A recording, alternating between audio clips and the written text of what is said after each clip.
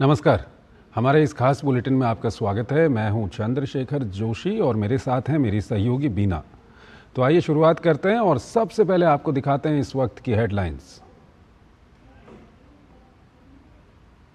प्रधानमंत्री नरेंद्र मोदी ने नई दिल्ली में कृषि अर्थशास्त्रियों के 32वें अंतर्राष्ट्रीय सम्मेलन का किया उद्घाटन।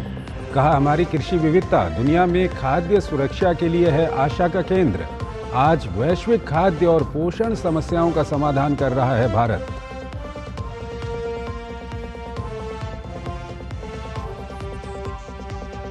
अयोध्या में नाबालिग से गैंगरेप मामले में एक्शन में योगी सरकार। आरोपी सपा नेता मोहित खान के घर पर बुलडोजर कार्रवाई। बेकरी भी हुई सील। अस्पताल में भर्ती पीड़िता को जान से मारने का प्रयास करने और पीड़िता के परिजनों को डरा धमकाकर सुलह करने के मामले में एफआईआर दर्ज।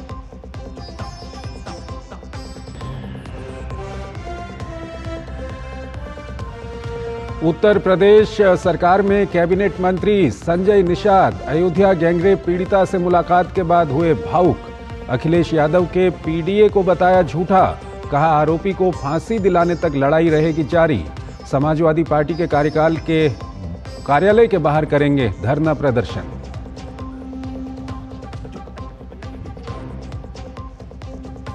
भ्रष्टाचार के मुद्दे पर कर्नाटक की सिद्धारमैया सरकार के खिलाफ भाजपा जेडीएस की पदयात्रा शुरू।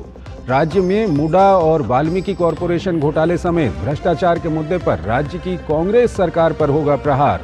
बीजेपी नेताओं ने मांगा सीएम सिद्धारमैया का इस्तीफा।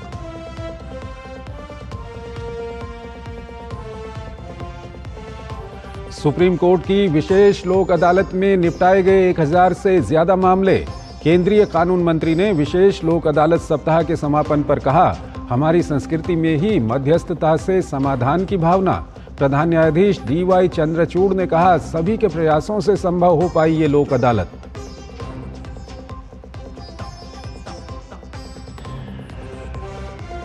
हिमाचल प्रदेश में भारी बारिश के चलते मनाली और मंडी में भूस्खलन। युद्ध स्तर पर राहत और बचाव अभियान। उत्तराखंड में अब तक केदारनाथ धाम मार्ग पर फंसे 6000 से ज्यादा तीर्थयात्रियों को सुरक्षित निकाला गया। सीएम धामी ने की समीक्षा बैठक।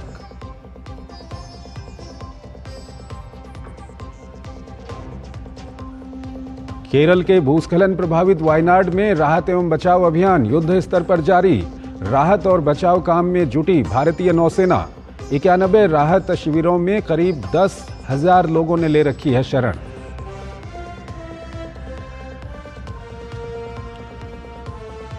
पेरिस ओलंपिक खेलों में तीरंदाजी में दीपिका कुमारी का महिलाओं के व्यक्तिगत वर्ग में क्वार्टर फाइनल में उनको मिली शिकस्त। कोरिया ने 3-2 से हराया। वहीं तीसरे पदक से चूकी Manu Bhaker 25 metre air pistol के फाइनल में चौथे स्थान पर रही।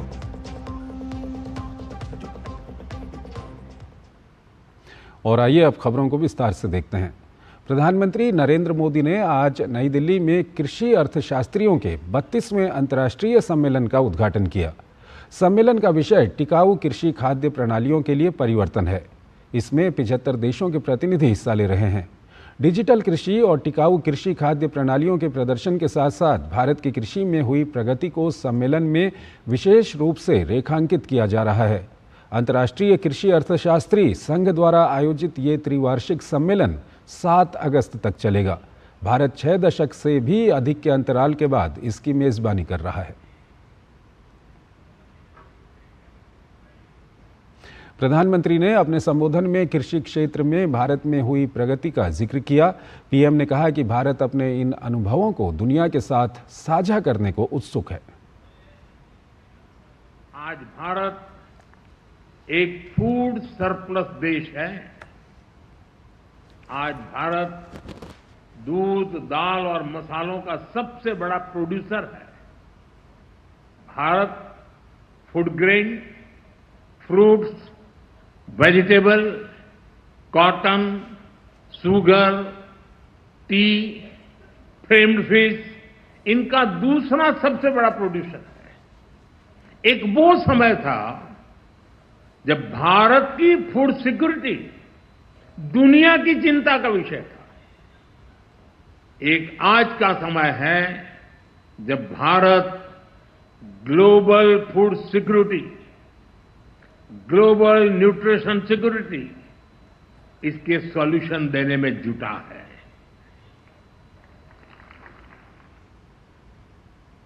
प्रधानमंत्री ने भारतीय ज्ञान परंपरा में कृषि को लेकर रचे गए ग्रंथों का भी उल्लेख किया। पीएम ने कहा कि ये ग्रंथ दिखाते हैं कि भारतीय कृषि परंपरा में विज्ञान और तर्क को प्राथमिकता दी जाती रही है। इस साल के बजट में भी बहुत बड़ा फोकस सस्टेनेबल फार्मिंग और क्लाइमेट रेजिलिएंट फार्मिंग पर है। हम अपने किसानों को सपोर्ट करने के लिए एक पूरा इकोसिस्टम डेवलप कर रहे हैं। भारत का बहुत जोर क्लाइमेट रेजिलिएंट क्रॉप से जुड़ी रिसर्च एंड डेवलपमेंट पर है। बीते 10 सालों में हमने करीब 1900 नई क्लाइमेट रेजिलिएंट वैरायटी अपने किसानों को दी है। इसका लाभ भारत के किसानों को भी मिल रहा है। हमारे यहां राइस की कुछ वैरायटी ऐसी भी है जिनको ट्रेडिशनल वैरायटी के मुकाबले 25% कम पानी चाहिए। अयोध्या जिले के भदरसा कस्बे में नाबालिग बच्ची से गैंगरेप मामले में मुख्यमंत्री योगी आदित्यनाथ का एक्शन जारी है। गैंगरेप के आरोपी सपा नेता मोहित खान का घर तोड़ने के लिए बुलडोजर पहुंचा और गैंगरेप के आरोपी के घर योगी सरकार का बुलडोजर एक्शन हो रहा है। आरोपी मोहित खान की अवैध संपत्ति पर बुलडोजर एक्शन हो रहा है।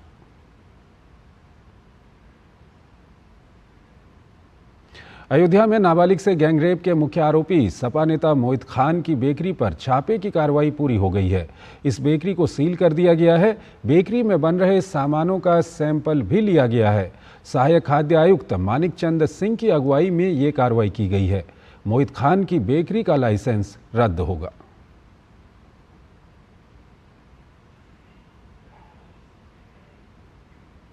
अयोध्या में प्रशासन ने आरोपी के अवैध अतिक्रमण के खिलाफ कार्रवाई शुरू कर दी है। ये यहाँ पे भदरसा में ये ग्राम समाज की ज़मीन थी, मतलब तालाब की ज़मीन थी और उसी पे ये अवैध निर्माण पाया था। इसको एसडीएम सोहाल द्वारा जांच करके इसके संबंध में अपनी आख्या और अपनी रिपोर्ट प्रस्तुत की थी और आप देख भी रहे हैं बगल में जो तालाब बना हुआ है उसी के तहत जो है ये कार्रवाई की गई है ध्वस्तीकरण की। और कितनी अवैध संपत्तियां हैं इस संबंध में अभी जांच की जा रही है और जैसे जैसे संपत्तियों को पता चलेगा उसमें जो भी अवैध होगी तो उसमें विधिक और उचित कार्रवाई की जाएगी।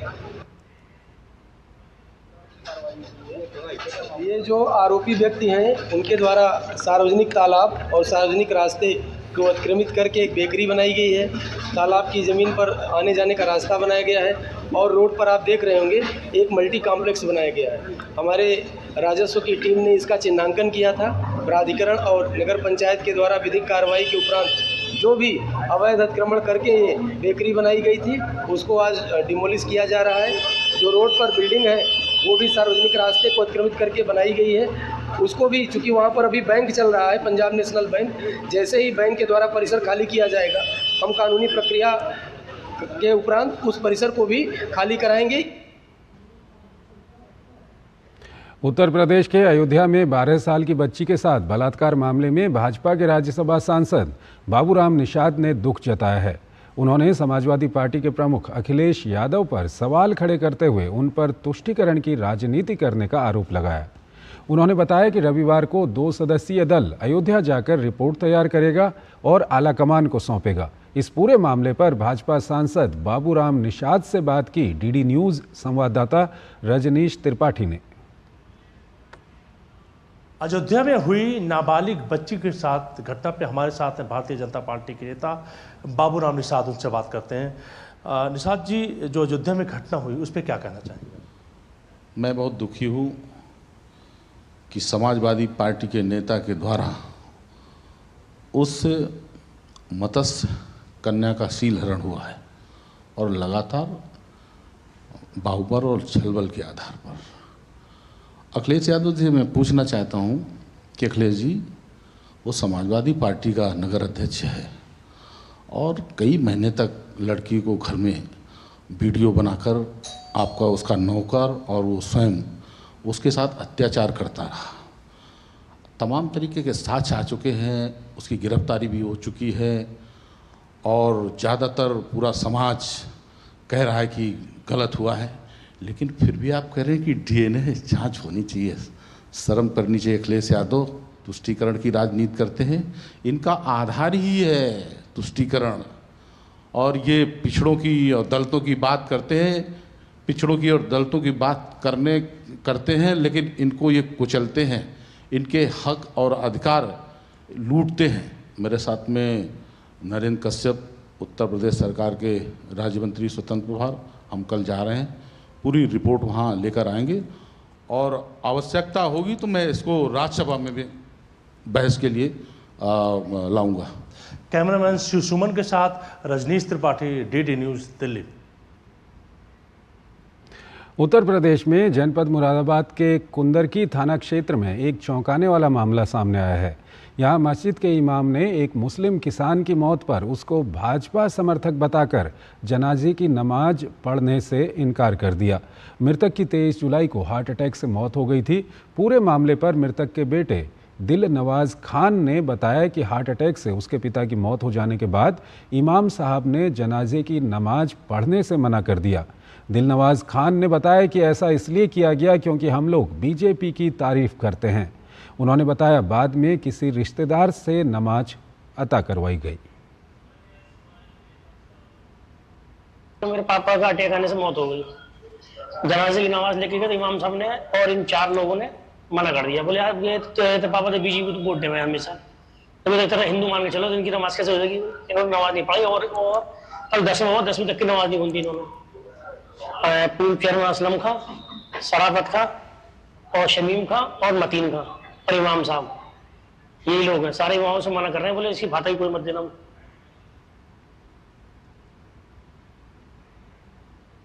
वहीं इस मामले पर डीएम अनुज कुमार सिंह ने शिकायत प्राप्त होने की जानकारी देते हुए कहा कि हम पूरे मामले की जांच कर रहे हैं और कार्रवाई की जा रही है। अब ये शिकायत मेरे पास अभी भी प्राप्त हुई है। इस शिकायत में ये है कि एक व्यक्ति है, उन्होंने ये आरोप लगाया कि उनके पिता की मृत्यु हार्ट अटैक से हुई थी और हार्ट अटैक से मृत्यु के बाद जब उनकी जो जनाजे की जो नमाज़ होती है वो पढ़वाने के लिए जब उन्होंने इमाम साहब से आग्रह किया तो कुछ कतिपय आरोप उन्होंने उसमें लगाए हैं कि उसको नहीं पढ़ा गया। इस पूरे तथ्य की वेरिफिकेशन कराने के लिए हम लोगों ने एसडीएम और एडिशनल एसपी साहब और एसपी साहब सभी को ये बताया गया है।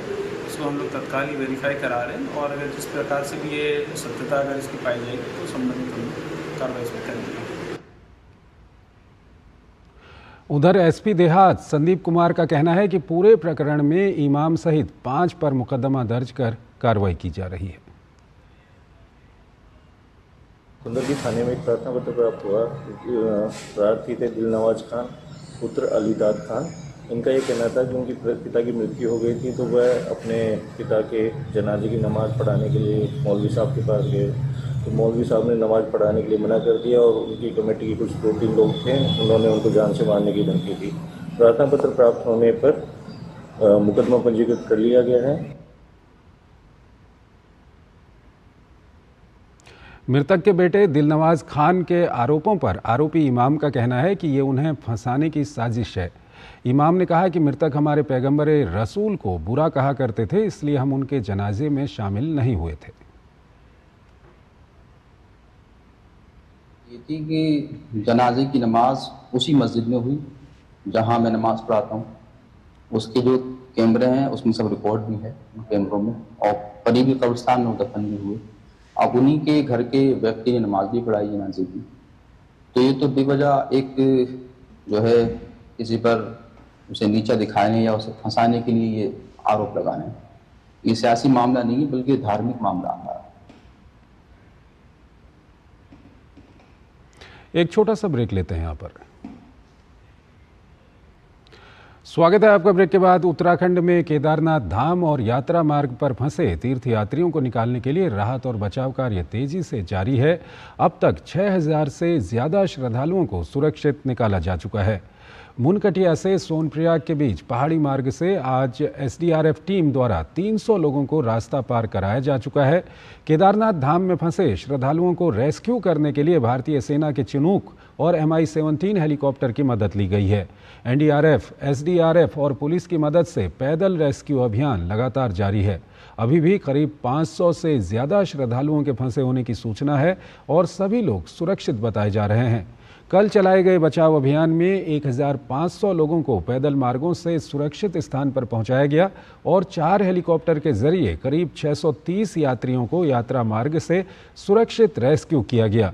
वर्षा और भूस्खलन के कारण केदारनाथ यात्रा अगले आदेश तक रोक दी गई है। इस बीच केदारनाथ घाटी में बचाव दल ने थारू कैंप के पास मलबे में फंसे शुभम कश्यप नामक एक व्यक्ति का शव बरामद किया है।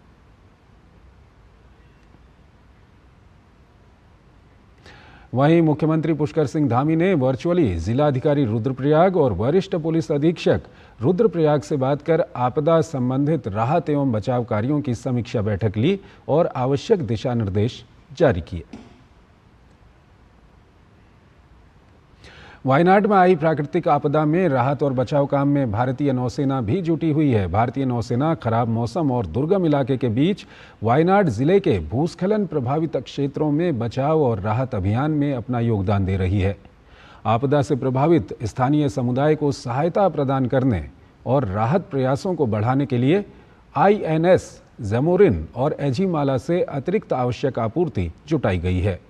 वर्तमान में 78 नौसेना कर्मी बचाव अभियान में शामिल हैं। टीमों को चूरलमाला और मुंडकी क्षेत्र के कई स्थानों पर तैनात किया गया है और वो आपदा राहत एजेंसियों और स्थानीय प्रशासन के साथ मिलकर काम कर रहे हैं। प्रभावित लोगों को सामग्री, भोजन और अन्य सामानों की आपूर्ति बनाए रखने के लिए एक टीम को नदी के आधार पर तैनात किया गया है, जबकि अन्य टीमों को जीवित बचे लोगों की खोज, मलबे को साफ करने और शवों को बरामद करने के लिए भी तैनात किया गया है। घायलों को चिकित्सा सहायता प्रदान करने के लिए चूरलमाला में एक चिकित्सा चौकी स्थापित की गई है। केरल में भूस्खलन की घटना और भारी बारिश को देखते हुए सरकार ने सार्वजनिक क्षेत्र की बीमा कंपनियों Bharatiya Jeevan Bima Nigam, national insurance, new India insurance, oriental insurance और यूनाइटेड इंडिया इंश्योरेंस को आपदा के पीड़ितों को हर संभव सहायता प्रदान करने का निर्देश दिया है, ताकि बीमा दावों का जल्द से जल्द संसाधित और भुगतान किया जा सके। बीमा कंपनियों ने वायनाड, पलक्कड़, कोझिकोड, मलप्पुरम और त्रिशूर जिलों में सहायता के लिए संपर्क विवरण प्रदान करने के लिए स्थानीय समाचार पत्र, सोशल मीडिया, कंपनी की वेबसाइट, SMS आदि जैसे विभिन्न चैनलों के माध्यम से अपने पॉलिसी धारकों तक पहुंचने के प्रयास शुरू किए हैं। बड़ी संख्या में दावे दर्ज भी किए जा रहे हैं। LIC को प्रधानमंत्री जीवन ज्योति बीमा योजना के तहत पॉलिसी धारकों के संबंध में दावा राशि का शीघ्र वितरण करने के लिए कहा गया है। साथ ही दावों के प्रसंस्करण के लिए आवश्यक दस्तावेजीकरण में व्यापक रूप से ढील दी गई है, ताकि दावा राशि का शीघ्र वितरण सुनिश्चित किया जा सके। सामान्य बीमा परिषद बीमा कंपनियों के साथ समन्वय करेगी, ताकि ये सुनिश्चित किया जा सके कि दावों का प्रसंस्करण और भुगतान शीघ्रता से हो, और सभी बीमा कंपनियों के लिए एक पोर्टल होस्ट किया जाएगा जिसमें प्रतिदिन दावे की स्थिति की रिपोर्ट की जाएगी।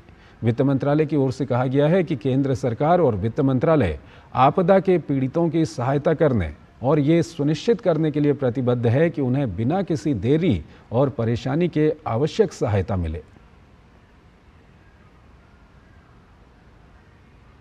फ्रांस की राजधानी पेरिस में खेलों का महाकुंभ जारी है। ओलंपिक खेलों में भारतीय एथलीट भी पूरे दमखम से ताल ठोंक रहे हैं। भारत की ओर से अब तक का सबसे बड़ा 140 लोगों का सपोर्ट स्टाफ टीम के साथ पेरिस आया है। इनमें मुख्य चिकित्सा अधिकारी दिनशॉ पारदीवाला के नेतृत्व में पोषाहार विशेषज्ञ, खानसामे और फिजियोथेरेपिस्ट हैं। पेरिस से DD न्यूज़ के हमारे संवाददाता मुकेश शुक्ला ने ये खास रिपोर्ट भेजी है।